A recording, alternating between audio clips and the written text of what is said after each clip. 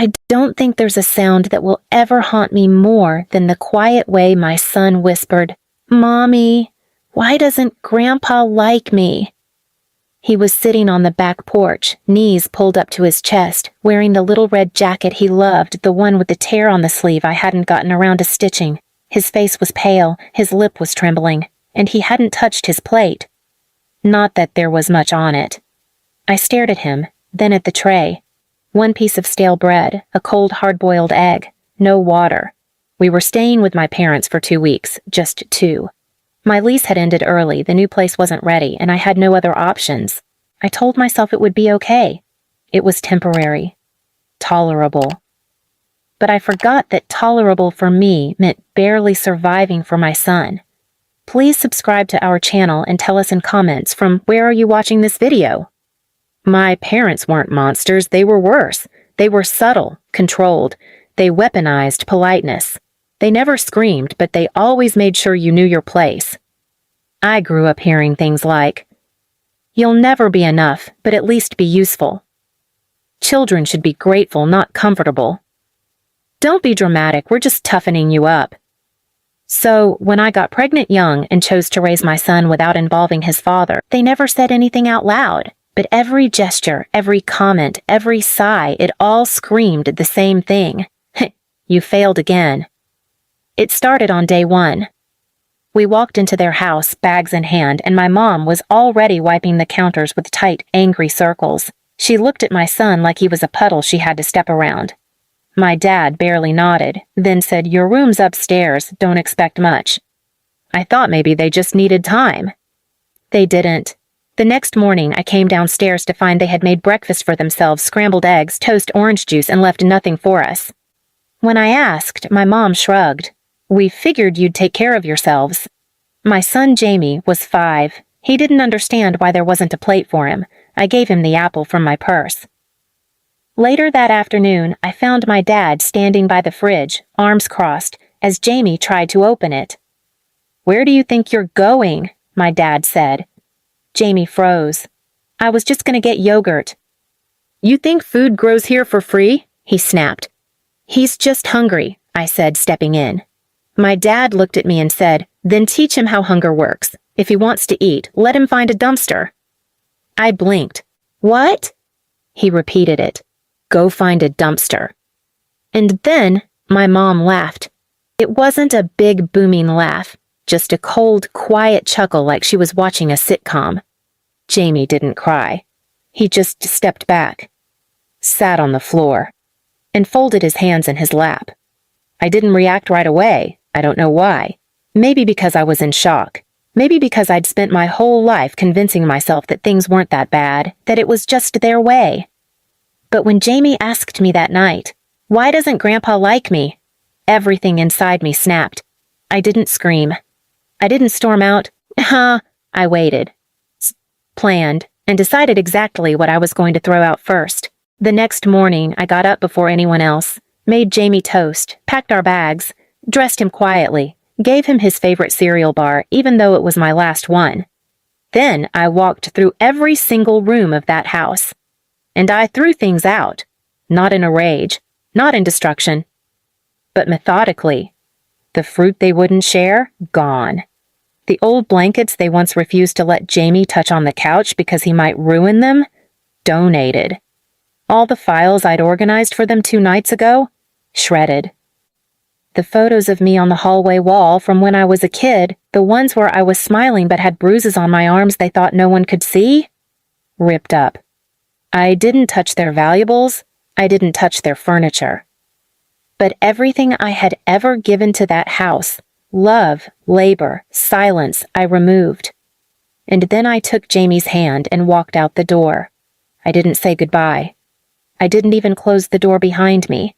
Because what do you shut when the home was never open to you in the first place? 2 days later, we were sleeping in my car outside a motel. It wasn't glamorous. It wasn't even warm. But it was ours. I'd sold a few things from storage stuff that didn't carry memories. I scraped together enough for a week at a cheap extended stay. The kitchenette was stained, the sheets were thin, but Jamie smiled when he saw the mini fridge. "Mommy, he said, pointing to a plastic-wrapped muffin I bought from the gas station. "Is that for me?" He asked like he was scared the answer might still be no. I nodded, holding back tears. "All yours, baby." And in that moment, I knew. It wasn't about punishing my parents. It was about cutting the umbilical cord they wrapped around my throat and called family. It was about never letting my son carry that weight again. I didn't reach out to them, not once, not to explain, not to argue, not even when I got a text from my mom 3 days later. "At least tell us where you left the paperwork for Dad's pension forms. You were organizing them." Then another. "That sewing machine you took was mine." I hadn't taken anything, but the idea that they thought I'd stolen something small after everything they'd drained from me emotionally felt like irony folding in on itself. I didn't reply, but I remembered that file. His pension paperwork. I didn't take it. I did leave it behind with coffee spilled across it. Not maliciously. But I didn't wipe it off either. A week passed. I got a call from one of my childhood friends, a woman named Krista. She worked at a local after-school center and said they were looking for help with admin, snack prep, and weekend coverage. I took the job. Minimum wage, short shifts. But honest work. The kids liked Jamie. They treated him like a person, not a burden, not a visitor, not trash. He bloomed. I found us a tiny basement unit 2 towns over. One window, rusty faucet. But we made a routine. I taught Jamie how to scramble eggs. He taught me how to fold a paper swan. It wasn't much. But it was everything I'd never had. Meanwhile, I heard the stories trickle in from Krista, not gossip, just facts. My dad had gone to his retirement financial planner to submit his paperwork. They told him the copies were incomplete, something about signatures missing, stains smearing the dates. He needed to redo the forms, but the original copies were somehow misplaced. I didn't plan that. But I didn't regret it either. He had to go to the county office himself and refile everything. Only he didn't know how. Because for 30 years I had filled out the forms. I had booked the appointments. I had written the checks. While my mom called me just a freeloader under her breath, I was the one holding up the house like scaffolding. Now, they had to do everything alone. They'd spent a lifetime convincing me I was worthless. Now they got to feel what it was like without me. A month later, I bumped into my mother at a corner store. She didn't recognize me at first.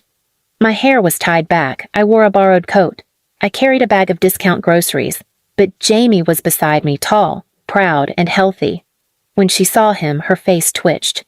She stepped forward like she was going to say something, maybe pretend to care. Then Jamie stepped behind me. Didn't look at her. Didn't say a word, and her hand dropped. "You look different," she said. I just smiled. I finally ate. Her mouth opened, then closed. She stood frozen in that doorway while I walked past her and paid in cash, the same cash they always said I'd never earn. A year passed. 12 quiet months of peace, of growth, of healing. I didn't tell Jamie much about my parents.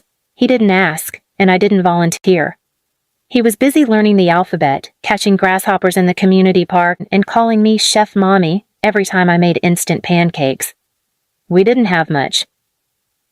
But I had finally built a home where silence didn't feel like danger, where dinner didn't feel like a privilege, where love wasn't rationed like oxygen. Then, one afternoon, I got a call from an unknown number. I almost ignored it. But something told me to answer. "Hi," said a stiff voice. Is this Erika?" My father. I could hear the hollowness in his breath, like he had practiced the call and still didn't know how to finish it. I didn't say anything. He took that as permission to keep going. Please subscribe to our channel and tell us in comments from where are you watching this video. I figured you might want to know that your mother fell last week, broke her hip. I've been trying to get things together here and... He trailed off. You know, we're not as young as we used to be. There it was. The angle. The subtle hook behind the words. He wasn't calling to apologize. He was calling because they needed something. "I'm not sure how to file her medical insurance," he continued, voice tightening.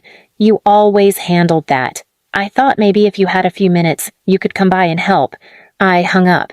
No rage, no panic, no tears. Just one smooth click. I set the phone down and stared at the wall for a long time. That night, I sat with Jamie on the floor and opened a box from under the bed. Inside were photos, letters, documents, things I hadn't looked at in over a year. I pulled out one photo in particular. Me, 7 years old, standing by the kitchen table in an apron, pouring soup into 3 bowls, none of them mine. The caption in my dad's handwriting read, "Our little helper, finally earning her keep." I put it in the trash. Jamie peeked over. "Was that you?" I nodded. "I don't like that picture." "Neither do I." The next morning, I walked to the bus station with a crisp envelope in my hand. I didn't send revenge through lawyers. I didn't take them to court. I didn't show up with a camera or a confrontation. Instead, I dropped one envelope through their front door mail slot. Inside was a printed list, each item numbered. Rent payments I'd covered without thanks. Grocery bills I'd been told I owed them. Caretaking hours logged while my brother played video games. The night I missed prom because Mom wanted the bathroom to herself. The $250 I lent them from my college refund check. The dinner my dad threw across the room because I used the good plates. The bruise on my spine when they hit me with the belt because he's your brother, serve him. At the bottom I'd typed, "This is your total balance, paid in full. Do not contact me again." Nothing else. I never heard back. But I know they opened it. I know because Krista called me 2 weeks later and said she saw my mother limping through the pharmacy alone, struggling to push the door. No one helped her. And my father? He showed up at the community financial office with a scribbled notebook, begging the clerk to help me figure out the paperwork my daughter used to do. She said he looked like a ghost. Today, Jamie is 8. He reads chapter books on his own. And when he's full, he puts the leftovers in the fridge and says, "We save food in this house, right?" "Yes," I tell him, "because we know what it's worth." He doesn't remember the day Grandpa told him to eat from a dumpster. But I do. In the kitchen we cook in now? It doesn't have a single thing from my old house. Not a spoon, not a plate, not even a crumb. I threw everything out. Just like they threw out love, and I left them with what they gave me.